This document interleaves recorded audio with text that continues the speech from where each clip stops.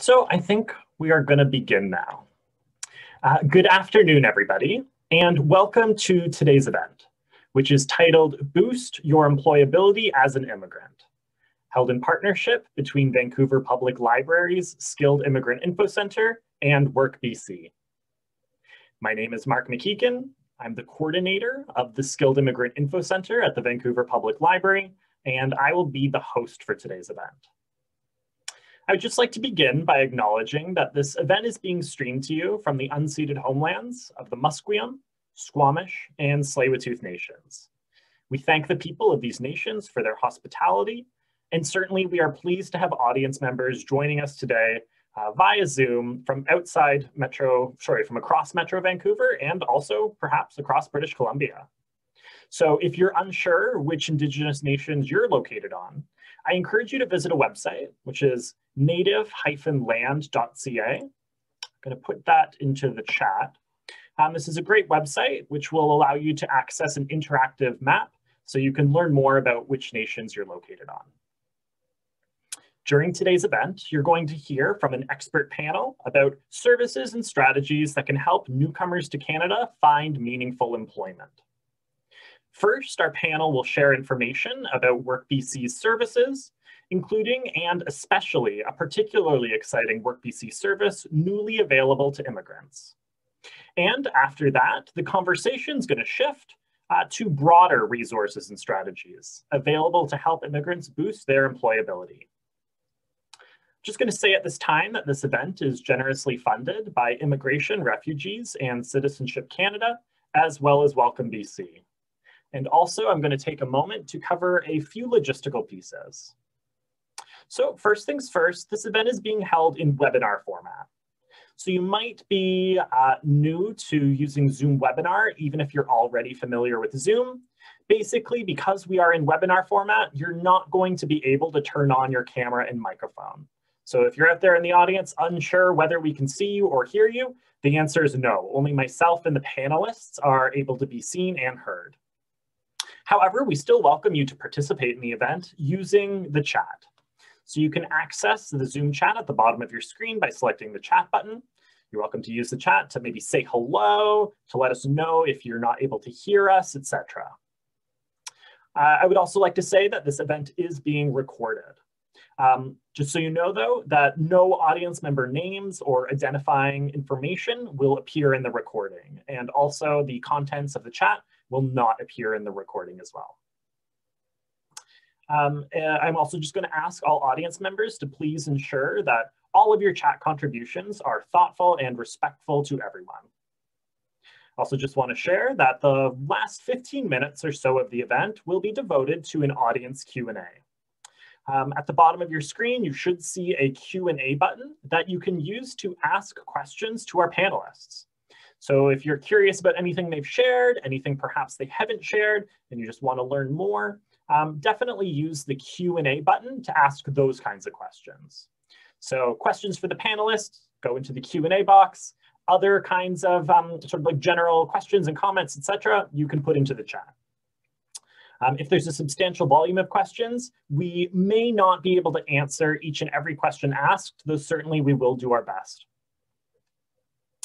So that's it for my introduction. Right now, what I would like to do is just take a few brief moments to share some information about the Skilled Immigrant InfoCentre and our services, since certainly this is very relevant to the topic of boosting your employability, since that's very much along the lines of the work that we do every day.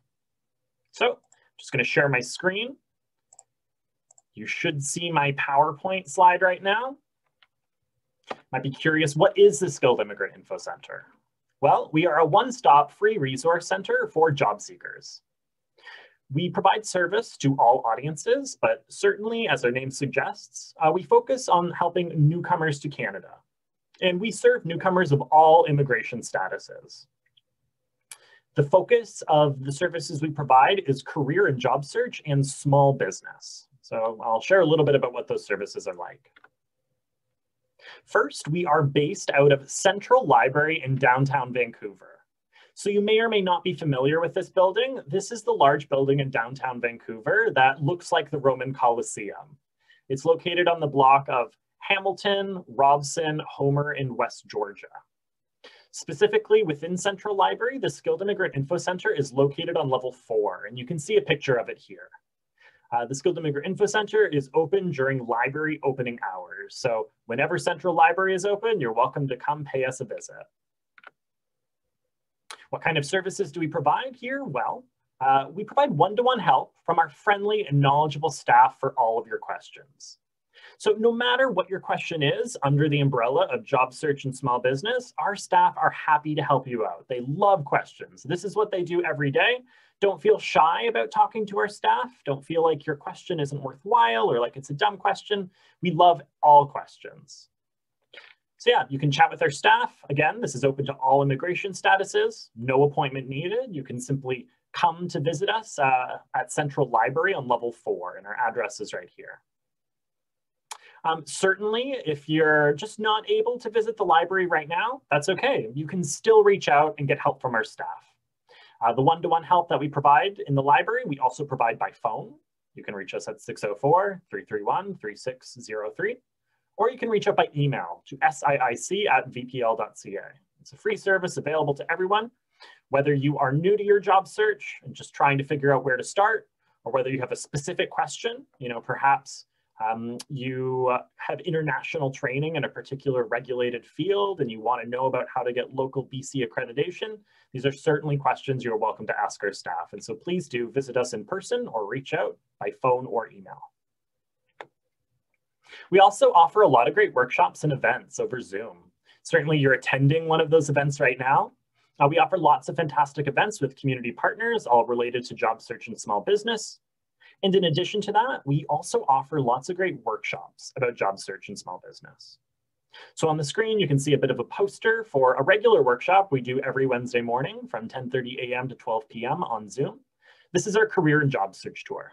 It's free, open to everyone. You don't need to have a library card, don't need to have a particular immigration status. Everyone can join. It's a great workshop that introduces participants to resources and strategies that can help them explore careers and find a job.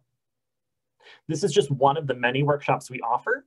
If you want to learn more about our workshops and events and register, please do visit www.vpl.ca/events. So you can browse our online events calendar. So again, that's www.vpl.ca/events. Please do browse our online events calendar, check out the workshops and events that we offer, and register. And again, all of our workshops and events are free. We also offer some amazing career guides. These guides live on our website. You can visit www.vpl.ca/siic to access them.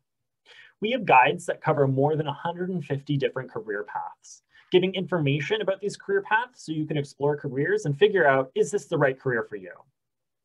These guides include information such as job descriptions, relevant skills and abilities, educational requirements, labor market outlook. Are there a lot of jobs in this field? If so, where are the jobs located?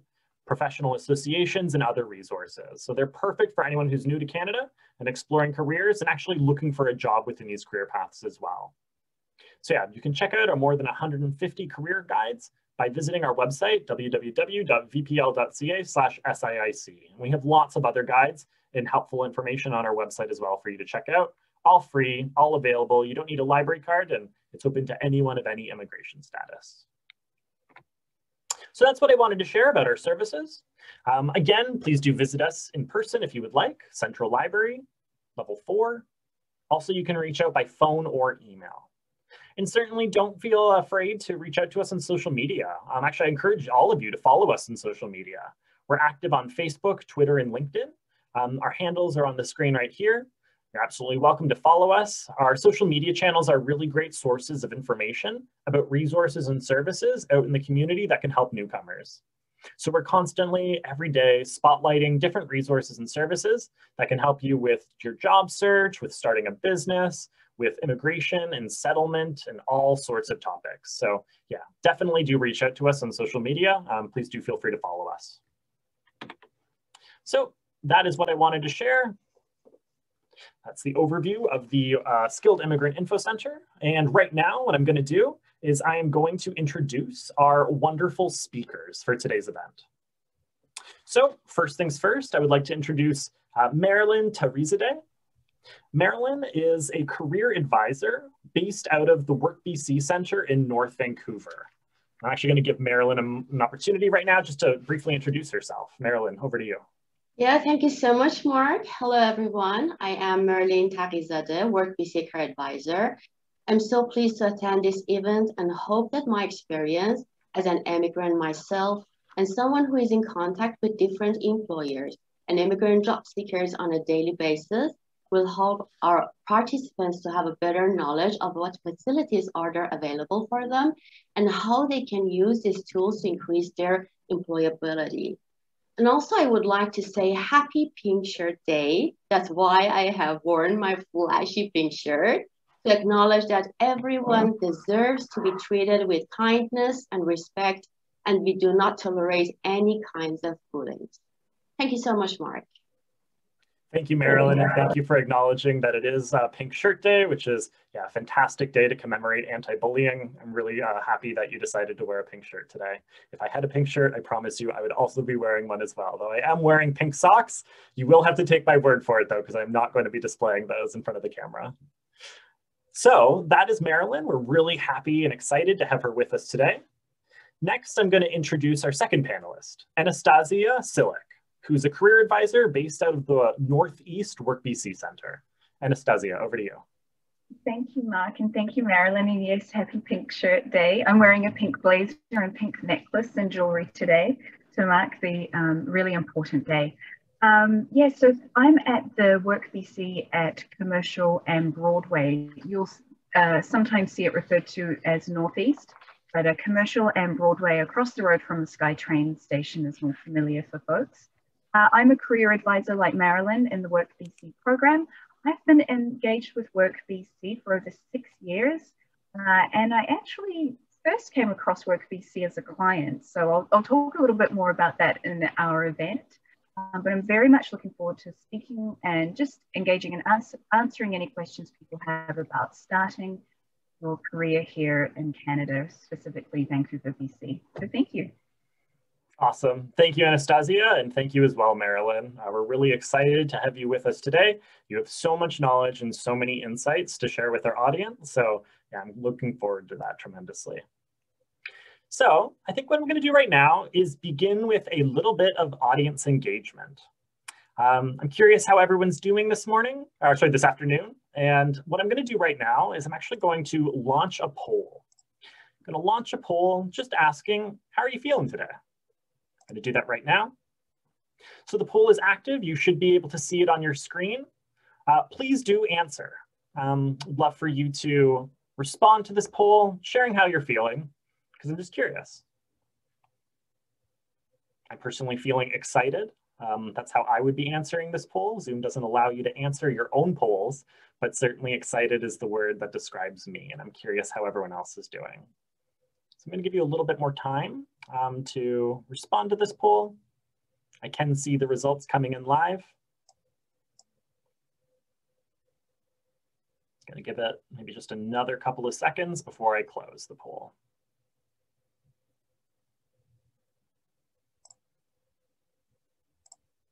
Okay, so the polling is complete. These are the results.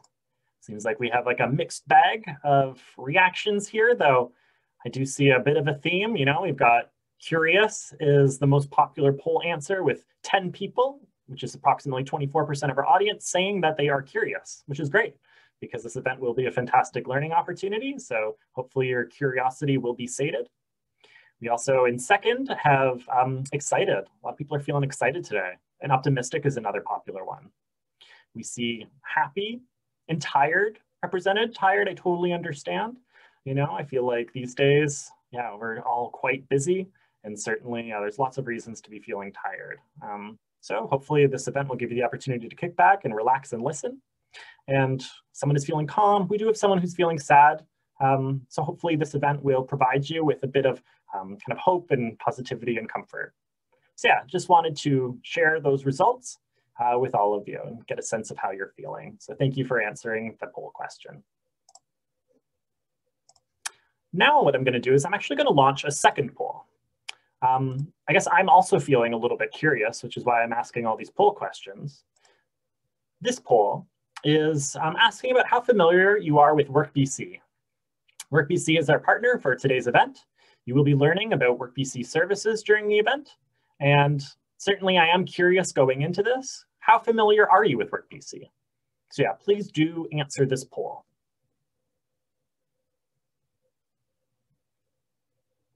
See the responses coming in.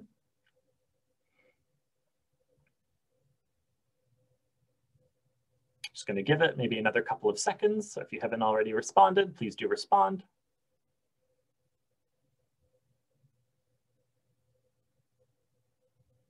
And I'm going to close the poll right now.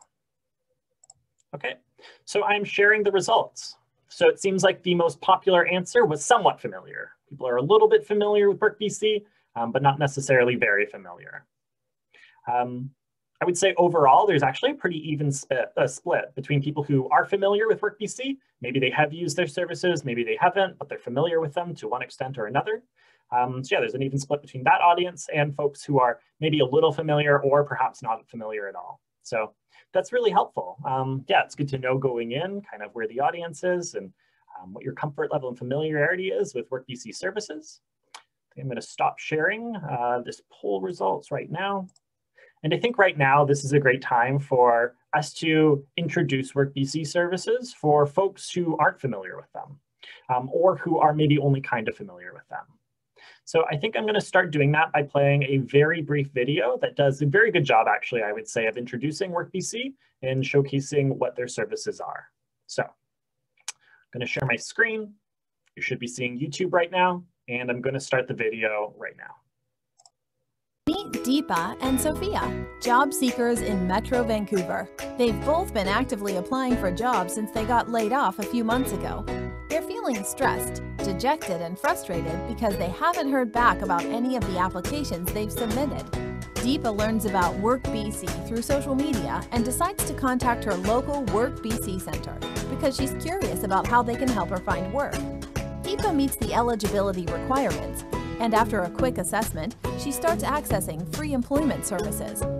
She gets her own career advisor who helps her to navigate WorkBC services and refers her to a career planning workshop series to help her decide on her career goals.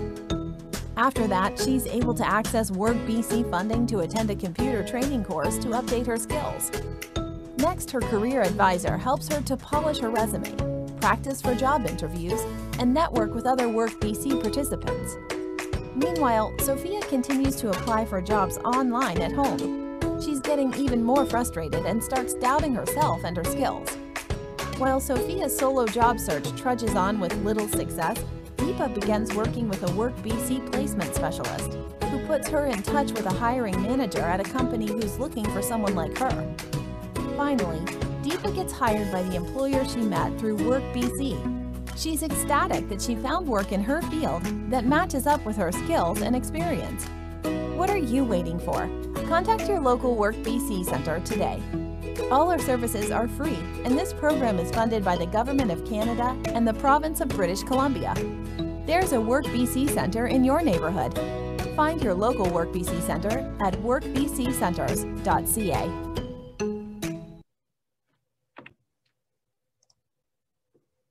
Excellent. Well, that was a lovely video. I really appreciated that. Very splashy, quite informative.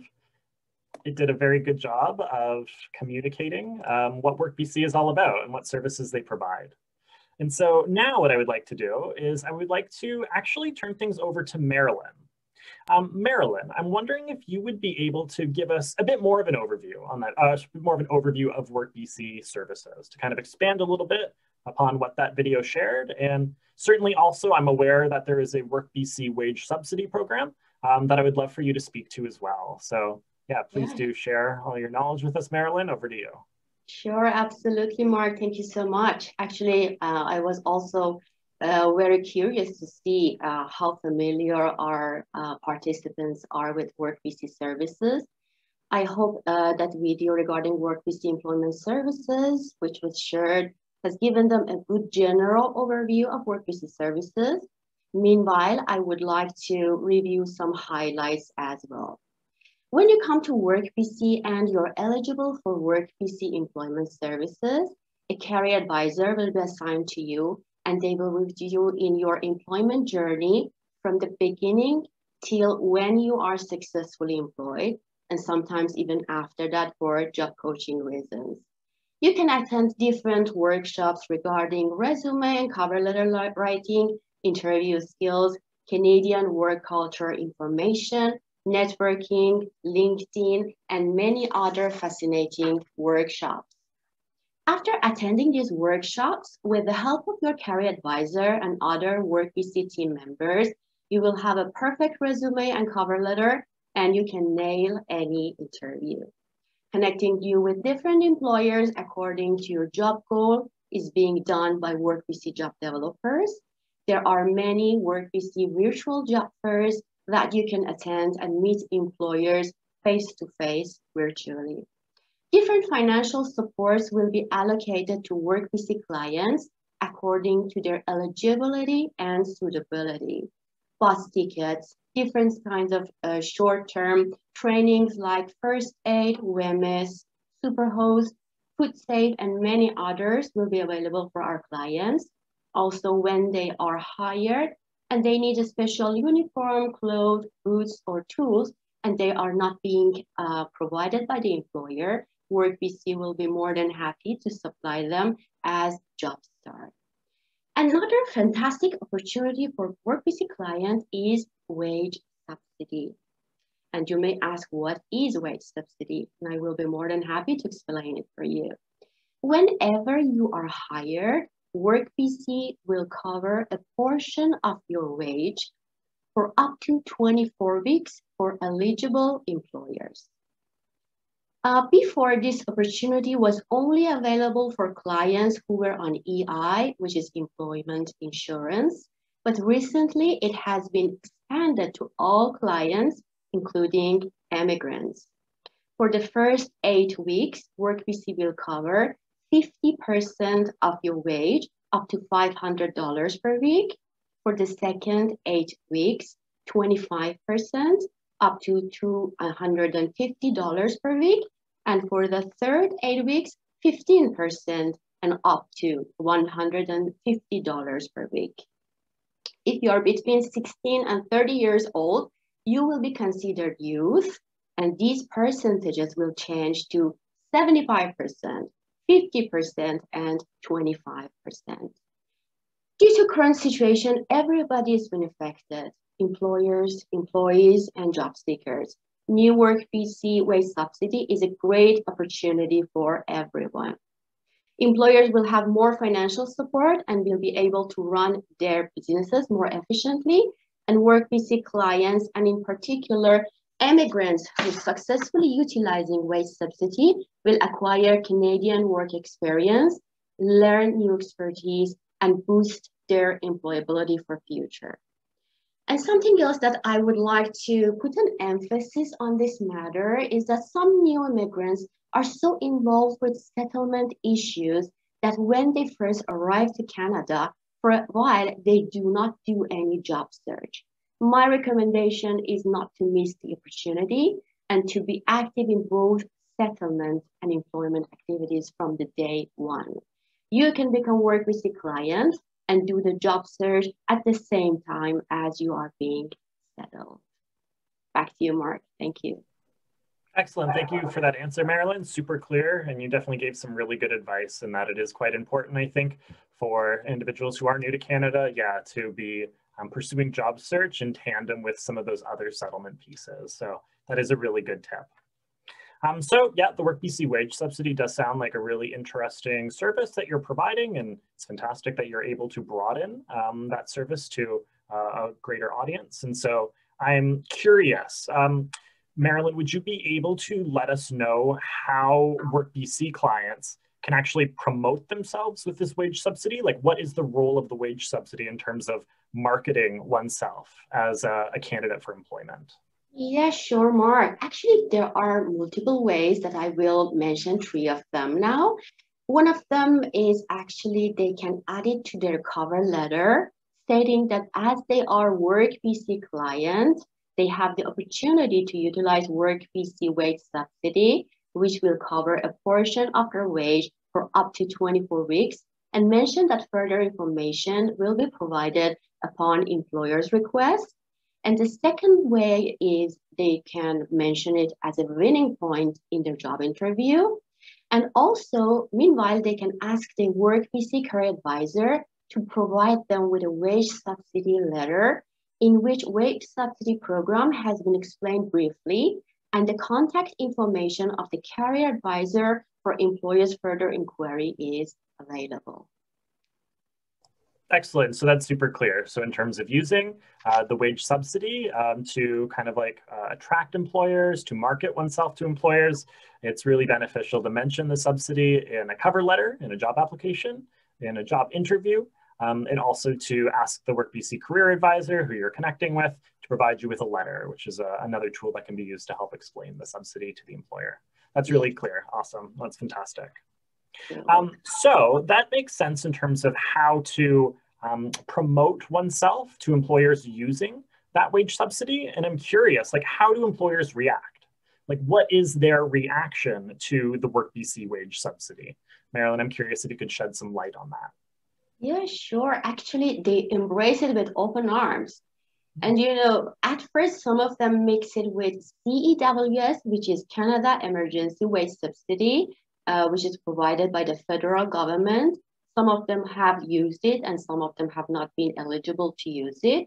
But when I explained the outstanding WorkBC wage subsidy for the employers for them, they are more than happy to utilize it, especially with current situation. Excellent. No, that's quite clear and helpful. I'm curious, Anastasia, like, what is your take on this? Could you provide a little bit of insight into how employers react to the WorkBC wage subsidy? Yeah, I'll echo what Marilyn mentioned in that some employers may confuse it with the new federal wage subsidy because that's a new support to employers right now. And it's important to note, like you said, some employers don't qualify for the federal wage subsidy program, but because the eligibility for the WorkBC program is quite open, they're actually very enthralled to hear that this is another support that they could potentially tap into. It is important to note that they cannot be using the two wage subsidies at one time for one employee or candidate, but it's just another great added service for them as well. And the eligibility is relatively open, and that's something that we support employers through, just helping them to make sure that they're eligible for the service, and we support them with the sign up and application process as well. That's awesome. No, that's great. Thank you. No, I appreciate you sharing that. Just want to say that I've noticed that some folks are asking questions in the Q&A box, and that is excellent. Continue doing that. I really appreciate your curiosity. You're asking a lot of great questions. We're going to hold these questions until the end of the event, so we're able to kind of tackle all of them in one fell swoop. But so far, yeah, all the questions that are coming in are really on topic, and I do encourage folks to continue asking questions. If you haven't already asked a question and if there's something that you're curious about, please do select the Q&A button at the bottom of your screen to ask your question. So yeah, keep the questions coming in. So that makes sense in terms of how employers react to the WorkBC wage subsidy. I'm curious, how do job seekers react to the wage subsidy and how are they utilizing it at its most? Marilyn. Yeah, to be honest with you, Mark, if I were a job seeker myself, I would have taken the most of it. You know, they have an advantage over other candidates and it is beneficial for them and the employer. I would say hiring a WorkBC client with wage subsidy is a win-win situation. So far, the new WorkBC wage subsidy has been very well received by our clients. As it is very new, we are having many info sessions regarding it to educate our clients. Actually, the good news is we are having a WorkBC wage subsidy info session tomorrow at WorkBC North Vancouver at 10 a.m. and everybody is more than welcome to attend. We will deliver the session in English, and Farsi, Mandarin, and Cantonese and Korean-speaking colleagues are available for answering the participants' question. I will share the link for registration in this event in the chat box. And as the event is tomorrow morning, I recommend our audience to register as soon as possible because the registration will be closed tonight at 8 p.m. So I can just add it to the chat box for the audience later. Okay, thank you, Mark. Back to you. Excellent. Thank you, Marilyn. I see that you have added information about that info session to the chat box. Fantastic. I certainly do encourage folks to register if they're interested in learning more. I see another question has come in through the chat. That's great. As with all the questions asked, I'll definitely hold these questions for the end of the event for the last kind of section. Awesome. Okay, so Anastasia, I'm sure there have been lots of success stories that have arisen out of the WorkBC wage subsidy program. And I'm curious if you would be able to share a couple of those success stories with us. Yeah, absolutely. Each story is a little bit unique, and I have a few examples of how the wage subsidy has supported an employer in hiring on one of our WorkBC clients or candidates. So in one instance, an employer who we were working with our WorkBC client, they really liked them as a candidate and found that they were a really good fit for the company and had previous experience that supported the role that they were filling or hiring for. And there was a key skill that this candidate was missing. And with the wage subsidy, what the employer was able to do, they were able to use the funds they received from wage subsidy to help pay for the training and the courses that they needed this candidate to take and participate in. In this case, it was a software program and a design program. So that was one way that the employer was able to use it. You know, it gave them budget to be able to pay for the necessary training. The other great thing too with wage subsidy is it can help pay for the cost of having someone to train you on the job. So in another situation, I've had a candidate who was working in a glazing company. And so they were able to work in an apprenticeship style position. And it was really only made possible with the wage subsidy because the employer was able to afford that extra cost of having to go into a job site. And at the end of that 24-month period, they were basically trained within that role. And the next step for them was just to start earning more tickets, which was fantastic. It's a great program. And, you know, in some cases, for some of our clients, they've even used it to help them negotiate a higher salary. So they've been savvy. They've calculated the value of the wage subsidy, and they've used that to negotiate a higher pay, be it for their wage or salary, which I think is excellent and very, very wise of the candidate to understand the value of this program.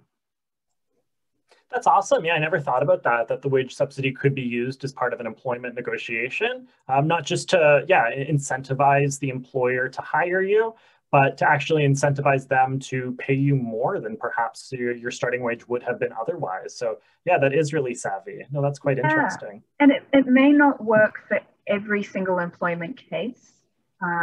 In some positions, it's very hard to negotiate, depending on the company or the organization.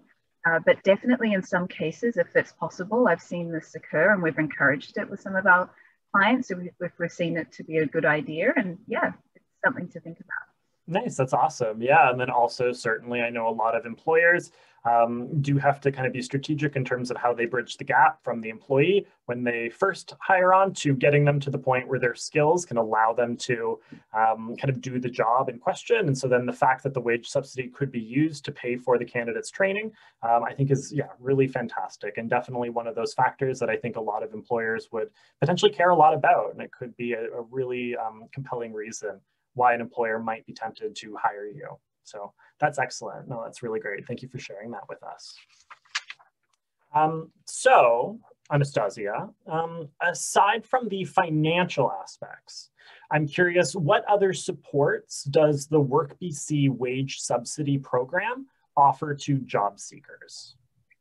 Yeah, so aside from that financial, obviously quite big financial incentive of the wage subsidy, if you're engaged in a wage subsidy, you're getting support with us for that 24-week period. So the wage subsidy, as Marilyn mentioned earlier, is split up into 3 periods, 3 8-week periods. And at one point in each of those periods, you'll have contact with your WorkBC advisor, and we're there to support you throughout your employment. In some cases as well, depending on the candidate's circumstances, we've also been there to support people through their training. In some cases, I've even had to go into a position and help take training notes for someone if that supported them in their role. So, you know, we have individualized services when we try to meet people at where they're at. And that's just an added bonus to engaging in the wage subsidy. Nice, excellent. Well, that's super clear. That more or less concludes the overview of the WorkBC wage subsidy program that we wanted to provide as part of this event. As Marilyn said earlier, there is an info session that everyone here is welcome to take advantage of if you would like to learn more about the wage subsidy program.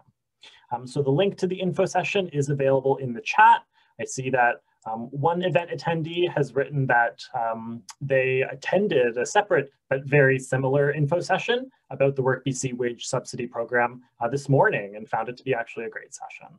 So I definitely do encourage you to take advantage of that info session if you are curious and if you would like to learn more. It's taking place tomorrow, February 25th, from 10 a.m. to 11 a.m. And again, the link is in the chat.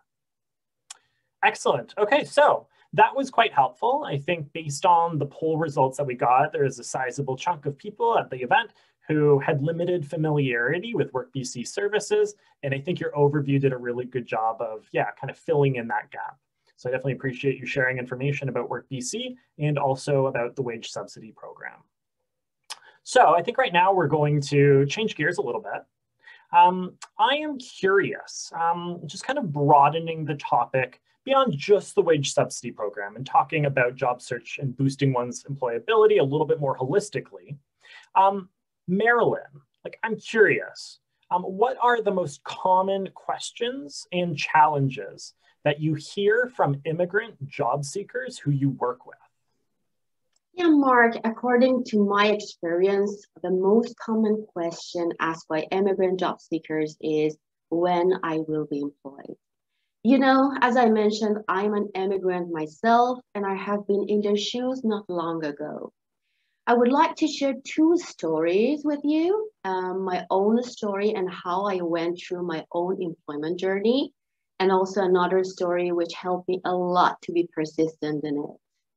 I emigrated to Canada 2.5 years ago. When I came to Canada, although I heard that there were many supports available for newcomers, as I was so confident about my abilities, at first I did not get help from any of them and did my job search on my own.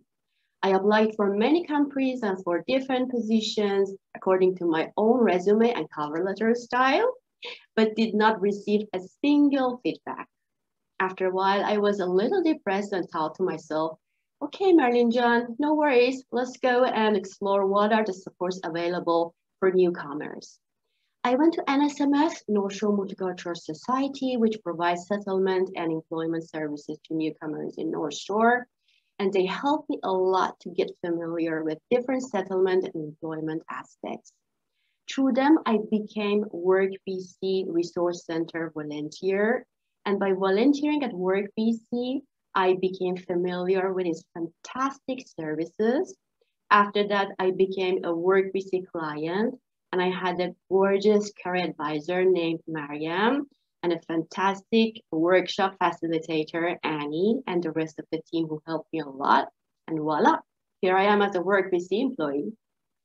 And the second story that I would like to share is regarding a video of a very successful immigrant, Mehran, who then was a senior project manager at TELUS that I accidentally came across when I was doing my job search vigorously and desperately. He narrated the story in that video that although he has a very good education and experience back in his country of origin and a very high level of English language, when he came to Canada, he sent out 400 resumes and he did not receive a single response. He was doing different kinds of survival jobs for the first 2 years. He didn't give up. And finally, with persistence, he stepped in the path he was attempting to reach so hardly.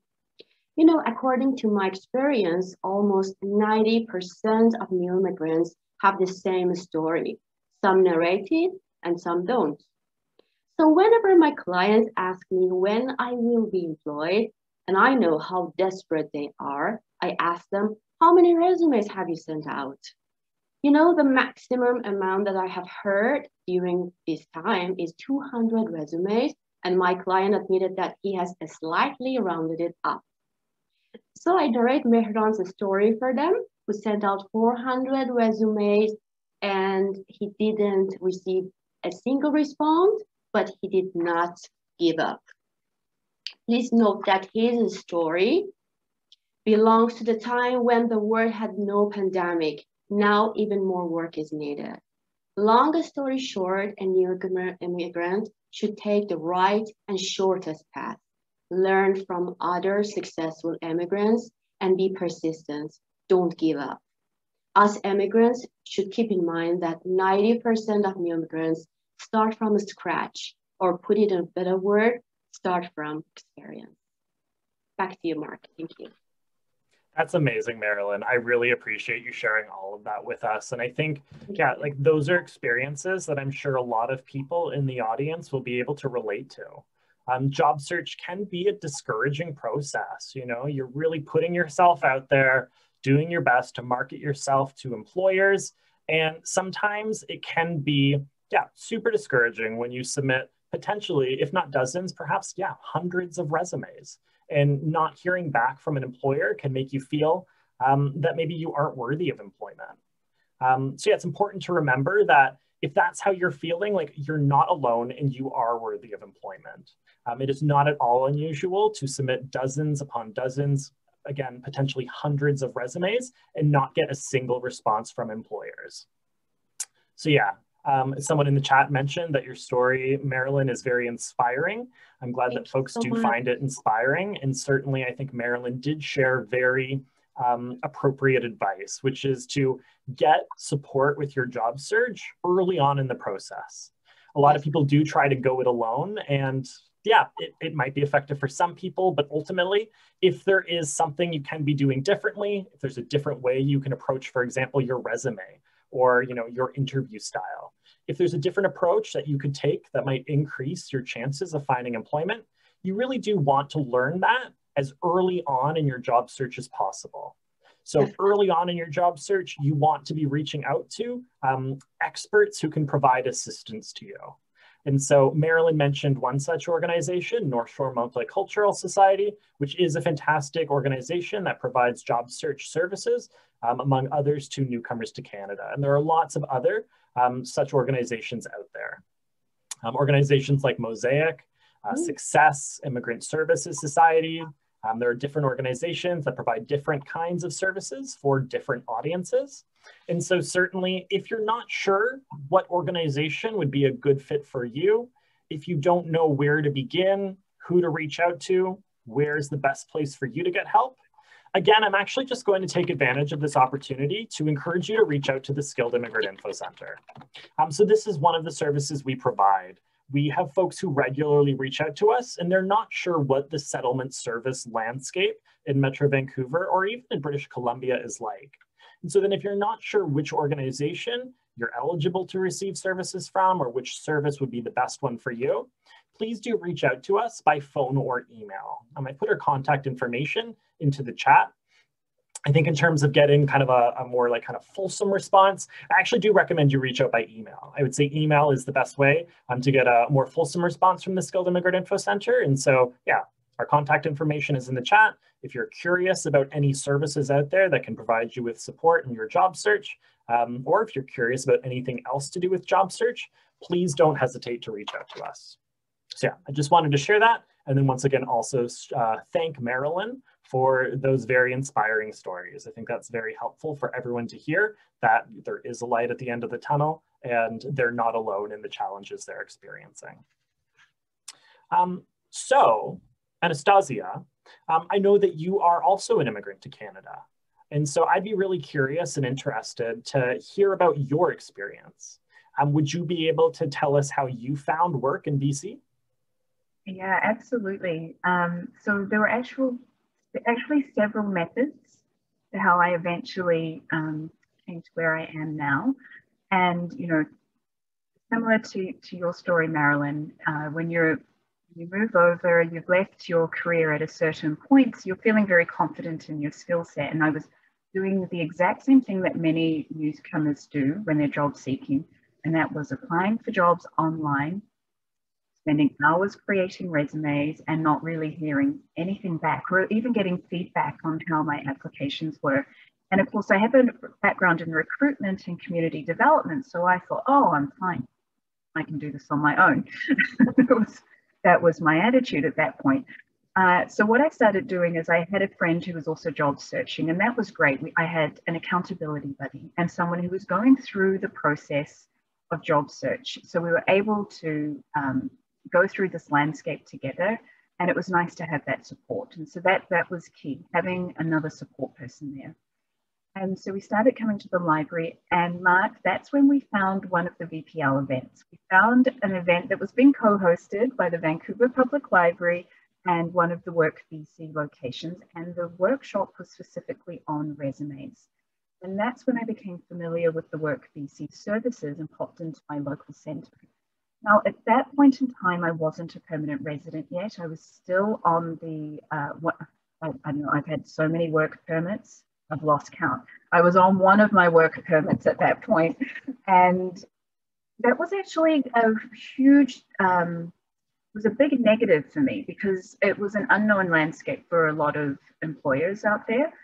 And while I wasn't able to access the full WorkBC services, they said, come on in, you can pop into the resource room and we can have a look at your resume if you want someone to review it. And that's when I met the resource advisor, similar to Marilyn. I made contact with someone and I had informal informational interviews with them. And that's when they introduced me to the centre manager at that location. They had a 4-week temp role. And I know people don't like to take on temp roles because you need a full-time job, right? I need a full-time job. No, I don't want a temp job. I need a full-time job. But I took on the 4-week temp role, which then led me to have the opportunity to apply for the 1-year contract that they had, which was a maternity contract. And then 6 years later, I'm still here.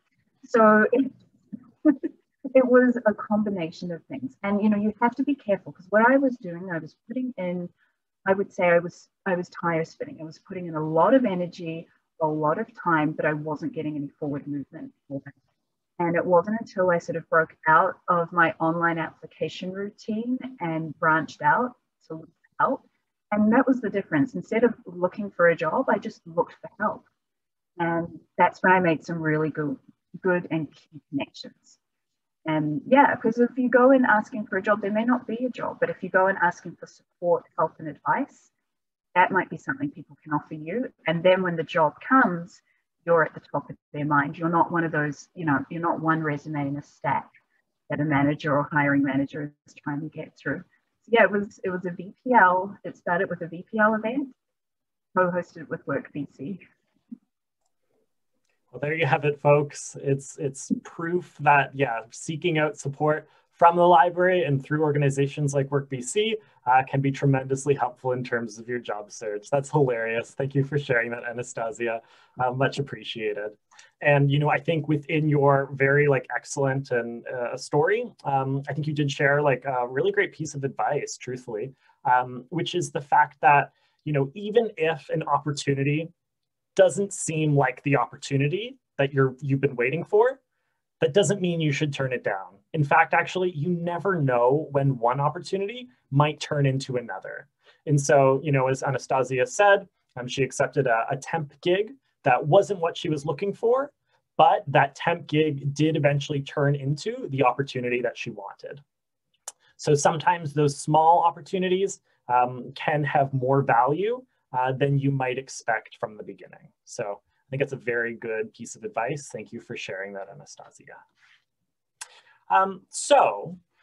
Another kind of relevant factor that can provide a bit of a challenge for newcomers seeking employment is the fact that many newcomers who arrive in Canada face the challenge of having to build their professional network from the ground up. So I'm curious, what are some networking opportunities available to newcomers, especially in this age that we're in, this age of social distancing?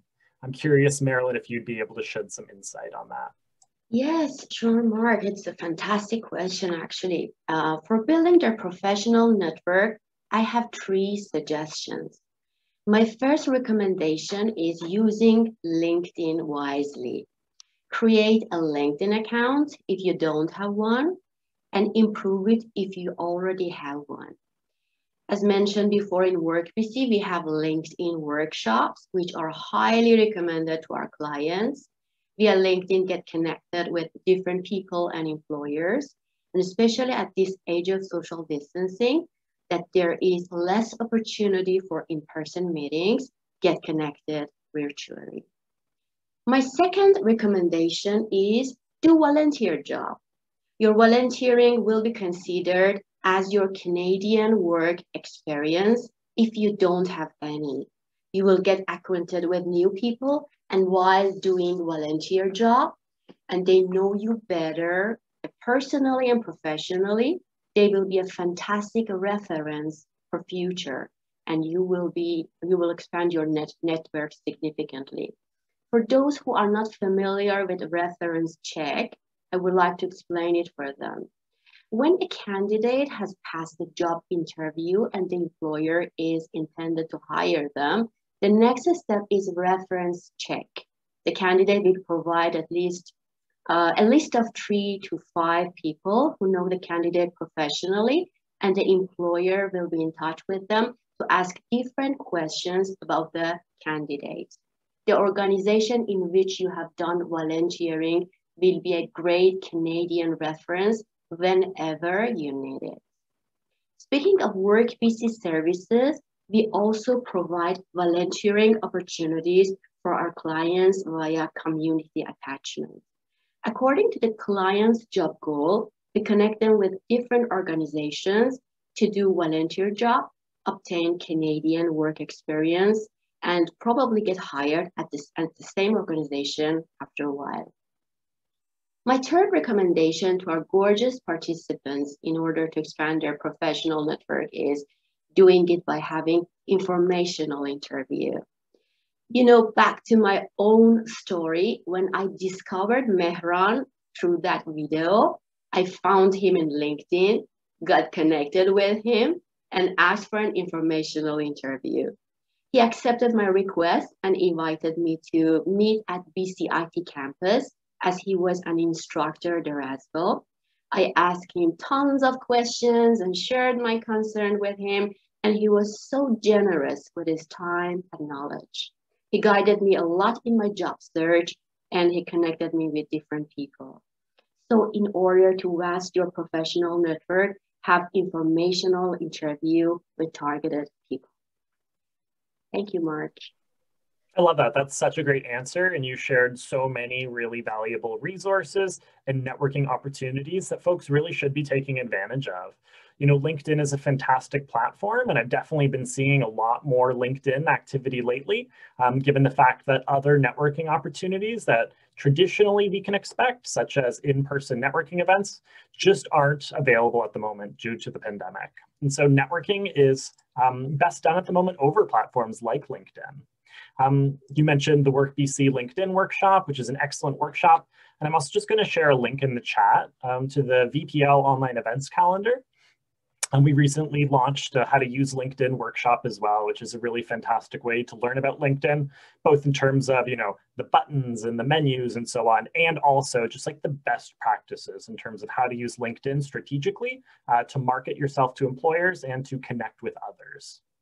So yeah, LinkedIn is fantastic. And certainly you also mentioned the value of volunteering. Volunteering is excellent. Like volunteering is fantastic for so many reasons. You know, volunteering is a really great way to expand your network and make connections. Again, those unexpected connections that could potentially turn into the opportunity that you've been waiting for. Volunteering is also great because it allows you to develop various capacities and skills. It allows you to, build skill and gain experience that you can talk about in a job interview, that you can put on a resume. You know, I've seen so many statistics saying that employers really do value volunteer experience. It's not quite the same as paid work experience, but it is still valuable experience. And yeah, for those reasons, I certainly do encourage folks to take advantage of volunteering opportunities. And you also spoke about informational interviewing, which is a really great way to get some tips in terms of your job search and perhaps to learn more about a particular organization you might like to work at someday, or a particular industry that you're trying to break into. So I definitely do encourage folks to take advantage of, LinkedIn, volunteering, and informational interviewing. Also at our weekly career and job search tours. I'm at Vancouver Public Library. We regularly provide information about how to learn about volunteer opportunities. So resources that you can use to identify volunteer opportunities that are right for you. And we also often talk about informational interviewing as a valuable resource for job seekers. So yeah, thank you so much, Marilyn, for sharing that with the audience. I'm wondering, Anastasia, could you perhaps speak to some networking opportunities that are available to newcomers in this age of social distancing? Yeah, I know it's been very difficult because normally we would be able to participate we'd probably be at the library itself if we weren't going through COVID right now. But in other ways, it's actually made events more accessible for people. It's removed that barrier of transportation or even fitting an event into your day, into your schedule. Even if you're job searching, you still have commitments that you're trying to meet. So there are lots of events that are on right now. Everyone has moved to the virtual platform. In Vancouver, for our WorkBC centres, we have a tag that we use, and that tag is called WorkBC Van. I'm going to go ahead and put that into the chat because that tag there will help you see all of the WorkBC specific events that we're hosting in the Vancouver proper area. And I'd also recommend just putting into Eventbrite, putting into there just WorkBC or putting in job fair, just to paying attention to the tags that people are using and going back and looking for that when you're searching for events or opportunities to participate in. The other thing too is there are a lot of events as well as employment programs that are coming through. So if you're signed up for your WorkBC Centres newsletter, you should hopefully receive those events through there. There's just so much coming through right now, Mark. You'll be surprised every day there's a new event or a new program. Yeah, I do 100% agree with that. That is so true. Really, I find that the landscape of available employment programs moves so much faster than Google does. So if you're trying to use Google to find information about employment programs, you'll probably find a number of viable employment programs, but there are so many others that quite likely you're not going to be able to find. And so services like WorkBC and the Skilled Immigrant InfoCentre can be really valuable in terms of pointing you toward employment programs that would be a good fit for you. Because that's the point, a lot of them are going up very quickly and they come down quickly. So they're not on websites for long enough for any SEO to pick up on them. Mm-hmm. That's absolutely for sure. And in terms of networking, I would emphasize that the employment or settlement programs that we've mentioned, so there's Success. I know Mosaic has a mentorship program, and Success through BCSIS. They have mentorship programs which would help match you up with a professional in your field here in Vancouver or within the Lower Mainland. And that's helping you create a real connection with someone. And that can be facilitated safely virtually through Zoom or over the phone. So it's a safer option for people as well. Definitely. No, that's a really good point. You know, there are so many networking and employment opportunities available online. It can be tough to stay up to date with all of them. One that Anastasia shared with me that maybe I'll just quickly share with the audience is that Immigrant Services Society is providing a skills training for global tourism 32-week diploma program. So this is for eligible newcomers who are seeking to upgrade their skills and launch their career in tourism and hospitality. Of course, this is looking ahead to a future post-pandemic when the tourism and hospitality industry is kind of back to where it was approximately prior to the pandemic. But this is a great way to learn about tourism service suppliers and gain practical introductions to event planning, tour guiding, tourism promotion, and customer service. And to be eligible for this particular program, you do need to be a Canadian citizen or permanent resident or protected person with authorization to work. You do need to live in Metro Vancouver and be 19 or older. And currently you must be unemployed or part-time or casually employed. So this is just one of many online training programs or networking opportunities that are available to kind of help people boost their employability. So that is very helpful and clear. I'm curious, are there any other resources or services that we haven't yet touched on that are available to job seekers to help them with their job search? Anything we haven't quite gotten to that you wanted to point out or mention? I think there are so many that it's just important to keep engaging with events with the Vancouver Public Library. Your resources, Mark, are ones I refer to frequently. And as a career advisor, I always go there. You're fantastic at capturing all of that information and resources that are happening in the city. It is a good one-stop shop. I would keep up with your WorkBC Centre, make sure you're signed up for their newsletter if they have one, and following the job search services that have social media pages. Whatever your social media platform is, if you do use it, most of us have LinkedIn, Twitter, or Facebook, and that's a good way to keep up to date with what is happening. The landscape is changing quite rapidly, very quickly. The WorkBC wage subsidy, for example, wasn't available to newcomers up until just a couple of months ago, and that happened very quickly, so you just don't know what could change. Excellent, that's quite helpful. And Marilyn, kind of any other thoughts on this? Any last resources or services you'd like to share to help newcomers who are job seeking to help them with their job search? Yeah, sure. Actually, there are lots of resources available, among which I personally have received lots of fantastic services from North Shore Multicultural Society and SMS, settlement and employment-wise. They provide a range of useful and vital services, and it can be accessed at the same time as WorkBC. They provide different workshops and individual appointments in different languages, in Farsi, in Mandarin, and in other languages regarding healthcare system, transportation, community connection, finance and taxation, legal system, and for those with children, they provide parenting programs, youth program, and for seniors, they have many fun activities. So one of the most important services that they provide is in free English language classes. So new immigrants can attend these classes and improve their English at the same time that they're doing the settlement and job search. Nice, I love that. That's awesome. Thank you. You're welcome. In my experience working with newcomers who are looking for employment and who reach out to recruiters or employers, is that often they just don't get a response. So they reach out cold, put themselves out there, they're hoping for a reply, but the reply just doesn't come. So do you have any kind of tips or suggestions for job seekers who are reaching out to recruiters or employers cold? Yeah, Mark, actually, that's a very good question. And my answer to this question is simply come to WorkBC and become a WorkBC client. We will do the rest for you. We have a wide network with recruiters and employers, and we will get you connected to them. So no worries if you don't receive any feedback or response from employers or recruiters, just come to WorkBC.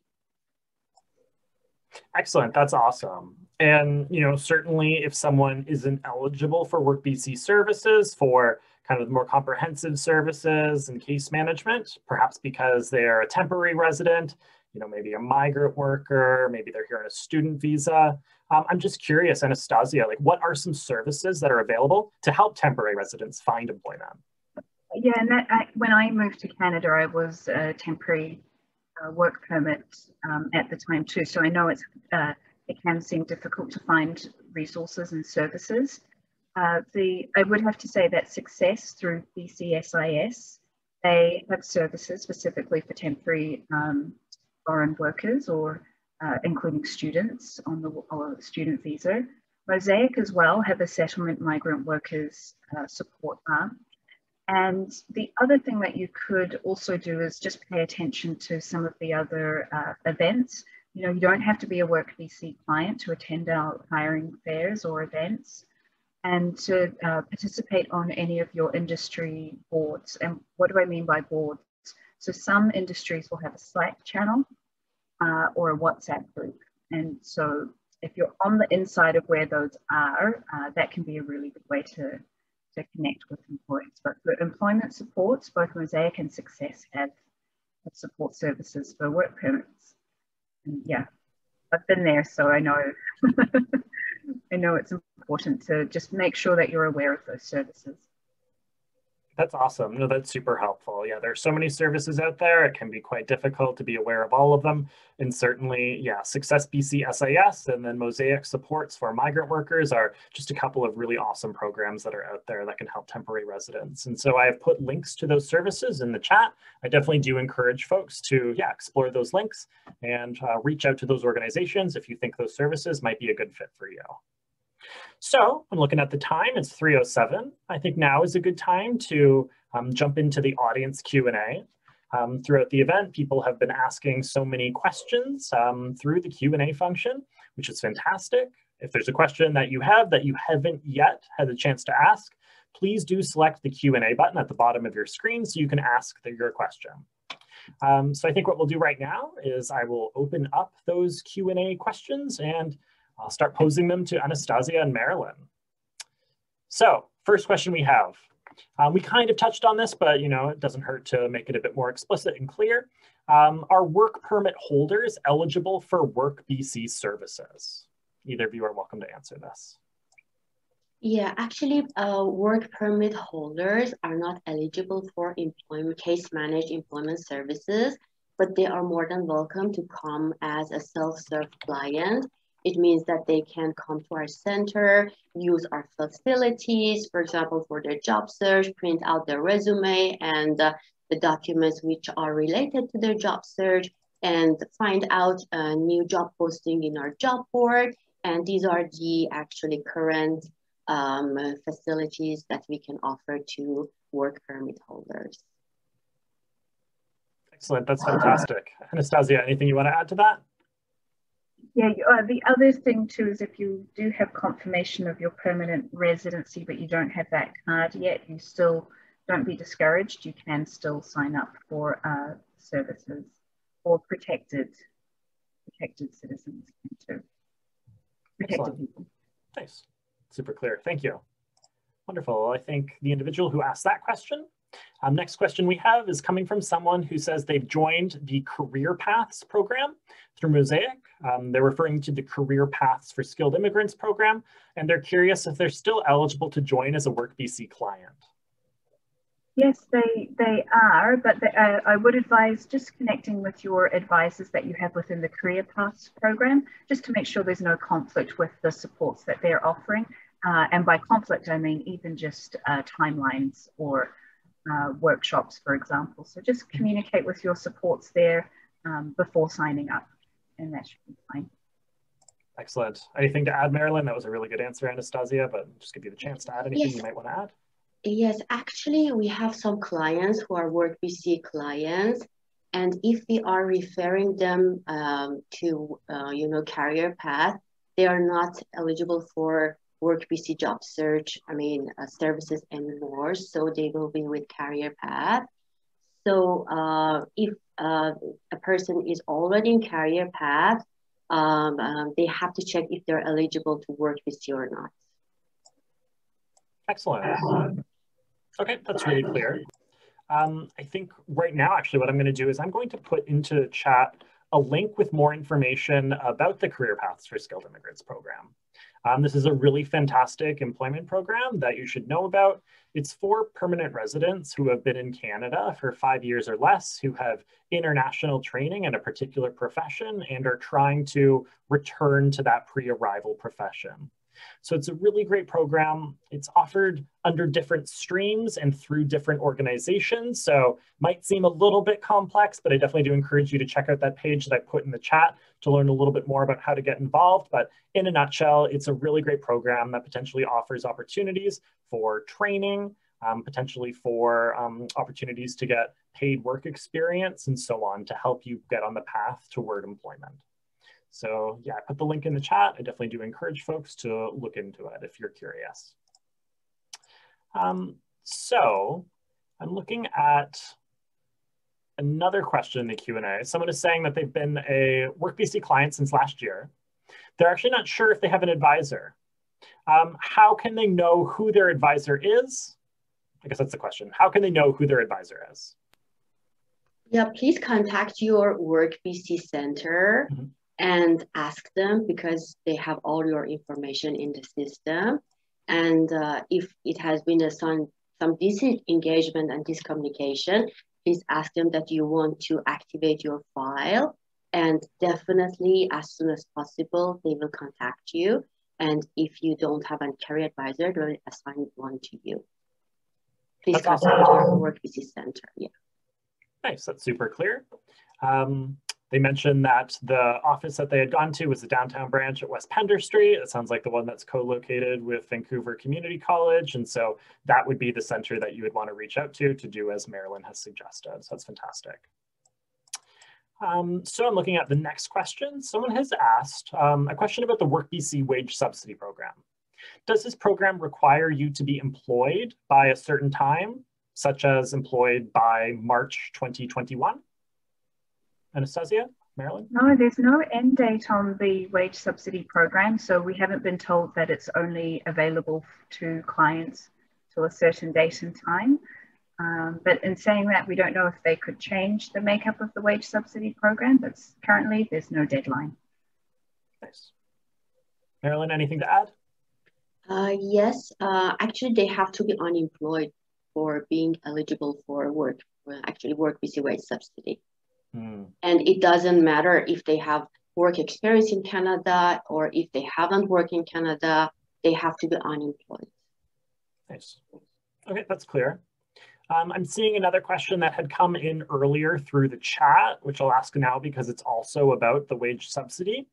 Someone is saying that they're attending an early childhood education course by WorkBC, and they're curious what subsidy would they get in benefits as their EI has ended?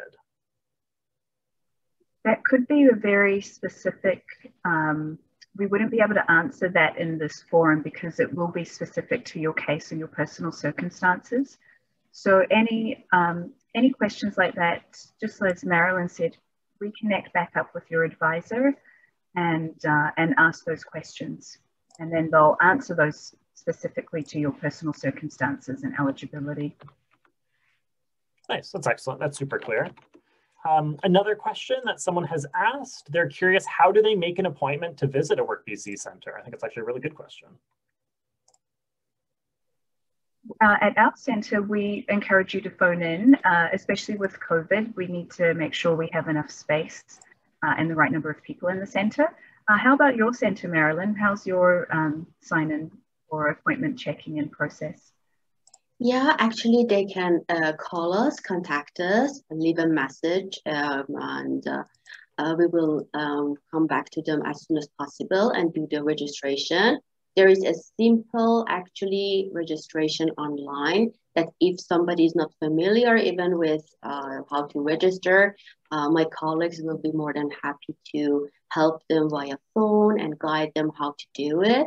And even they can have, an in-person meeting for registration in advance.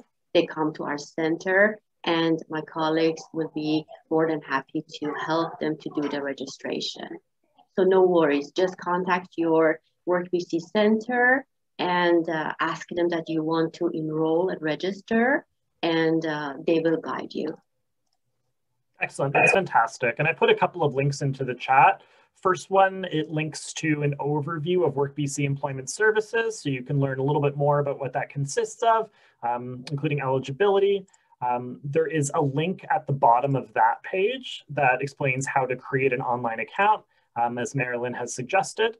And also in terms of finding your local WorkBC center, I put a second link in the chat that will provide you with, just a map of local WorkBC centers. And so you can figure out, which one is closest to you, and you can reach out. So I'm looking at the Q&A. Someone is asking, which organization should new immigrants first reach out to if they're looking for help or employment support, between WorkBC and various other organizations? So they're kind of asking, what is their starting point? They're also asking, what are the differences between the services provided by WorkBC and other organizations? Would it be possible to be enrolled in WorkBC's career services and other organizations at the same time? So we have two questions there. So Chloe, I think to Mark's point earlier about checking in with the Vancouver Public Library Skilled Immigrant InfoCentre would be a good start, because in there they're able to sort of lay out and help present to you all of the different services to help you in your decision-making process. So I think that would be a good way to start, because we wouldn't want to say to you here without knowing you which one is the best one for you. And then in terms of the differences in services, so we're talking about employment services, career and job search advice and support. So obviously you're going to see a similarity in the supports and services and advice that you receive. I can't speak to the other programs services specifically, but with the WorkBC services, you'll be eligible for different types of funding. That is the wage subsidy program. There could be potentially, it depends on your circumstances. Some people are eligible for retraining, and there's normally EI associated with that. And then we have job starts, as Marilyn has pointed out in our intro, and that's when we could pay for transportation for the first 2 weeks of work, maybe some key certificates you might need, like first aid certificate. And then we also offer supports to pay for any equipment that you might need in your role. So that's what's unique to us at WorkBC. As for the other support services, definitely in your research, you'll hopefully with the Vancouver Public Library, be able to identify what they offer specifically. You know what they offer today could change tomorrow, because we've noticed an increase in funding for employment programs right now. So you'll just have to keep watching the space. Absolutely, that's a super clear answer. Thank you so much, Anastasia. Marilyn, anything you'd like to add to both of these questions? Which organizations and new immigrants should reach out to, and what's the differences in the services offered? I think Anastasia answered it really effectively, but I'm curious if you have anything you'd like to throw in. Yeah, come to WorkBC. WorkBC is the best. Excellent, that's fantastic. Well, thank you. That's a very clear answer, both of you. So looking through the Q&A questions, mindful of time, we may not have the opportunity to get through each and every single question that has been asked. We have someone asking, what is the difference between a private and public job search agency? So what is the difference between a private and public job search agency? I'm not sure if that's something you'd be able to speak to. So private as in recruitment support services? I'm going to guess they're referring to recruiters, yeah. Yeah, and then public job search agency. So we're WorkBC, you may not refer to it as a public job search agency, but we do act, don't we, Marilyn, in that sort of role as a recruiter and making connections with employers and our candidates, our clients in our centre, but we're not receiving fee for service. So I think for me, that's probably what stands out. Of course, we're publicly funded, employers aren't paying us. A recruitment agency, the employer is paying the recruiter for their services and their talent pool. And our services, we're funded through our taxpayer dollars, through the ministry and the federal funding pools. So we're not receiving fee for service. Those are two main things.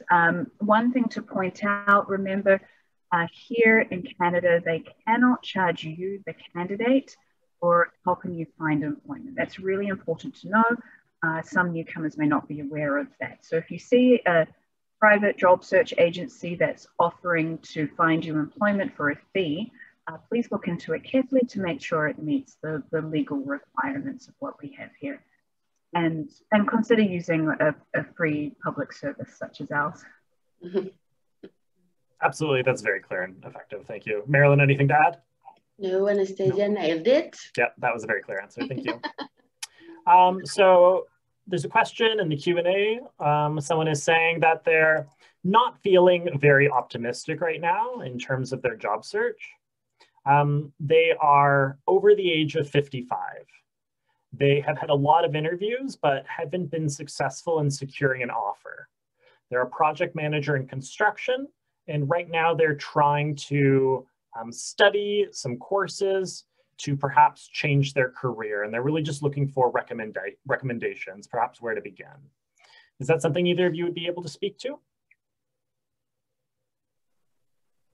Yes, I think actually come to WorkBC because we have some programs with people, you know, plus 55, and also career advisors can help you how to do your job search more efficiently. It's very good that you are using your time and expanding your knowledge to see if you can somehow have your transferable skills to another career. But at the same time, I think you have to be in touch with a group who would be able to support you.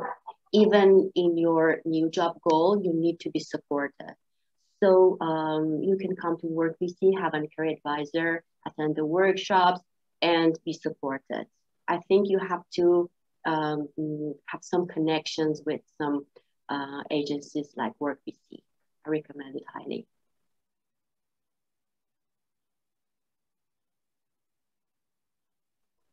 Mark, you're muted. Yeah. So sorry about that. Thank you. That was a very clear and effective answer, Marilyn. I'm also going to put into the chat a link to an employment program. One of the numerous employment programs that we've discussed. This one is offered through YWCA, and it's called Job Futures 55+. It's a free 10-week employment program that prepares job seekers who are age 55+ to achieve employment through skills training and employment supports. And so it could be a really effective program for your needs. There are some eligibility restrictions you should take note of that are explained on the page that I have linked you to. But yeah, definitely do check out that program. It might be a good fit for you if you are 55+ and looking for employment. So we have a question that dovetails really nicely with some tips that Marilyn shared earlier about LinkedIn and informational interviews. Someone is asking, basically what they're saying is that they've tried many times to reach out to professionals on LinkedIn for an informational interview. However, the response rate is not very good. Do you have any suggestions on that? So how to get a better response rate? Perhaps I'll throw that to Marilyn since that dovetails really nicely with the tips that she had shared earlier. Yeah, you know, it is very normal. Don't be disappointed. You know, it had happened to all of us. I was so lucky that Mehran responded to my, informational interview request. I have sent out it to other people that I didn't receive any feedback, but we have to don't give up and be persistent. And also there are some programs that they can connect you with some experts in different fields. And I think in NSMS, we do have that. So please contact us. Please contact NSMS and let them know that you wanted to be in contact with a particular organization, and they will direct you to the people that they can support you with that. That's very good. No, that's really effective advice to reach out to one of these organizations that provide supports to job seekers, because this is something that they might be able to help you with. What I would say when it comes to reaching out to people on LinkedIn when you're seeking out an informational interview is to, expect a low response rate. That is super normal. Truthfully, you're probably going to have to reach out to could potentially be dozens of people before you're going to get someone who is willing to take the time to do an informational interview with you. That is very common. What I would also say when you are reaching out to someone on LinkedIn cold, and this applies, I think, whenever you're reaching out to someone cold, is make sure you're providing effective context. So it's great to be succinct and to the point, certainly, but if you're reaching out to someone just saying, hey, I want an informational interview, can you help me out? The odds of getting a response that you're looking for are not particularly good. So you want to share a little bit more about yourself. You want to share where you are in your career journey, specifically where you are in your career path and within your job search. You want to kind of share your background, share what it is that you're hoping to learn, why you reached out to this person, how you learned about this person. If you have a pre-existing connection with them, perhaps you had seen them speak at an event, maybe you want to reference that. I think this context can be quite helpful in terms of increasing the likelihood of you getting a reply, but it is still going to take a lot of persistence. Anastasia, anything you want to throw in there? You're muted. I'd have to agree. It can be overwhelming, the number of requests or responses you may get on LinkedIn. So I would carefully choose who I speak with, and if at all possible, try to reach out through a connection. So that's what you can see on LinkedIn. You can see if you have any shared connections. It will show you anything you have in common, be it through your alumni or a past employer or a person you may know mutually.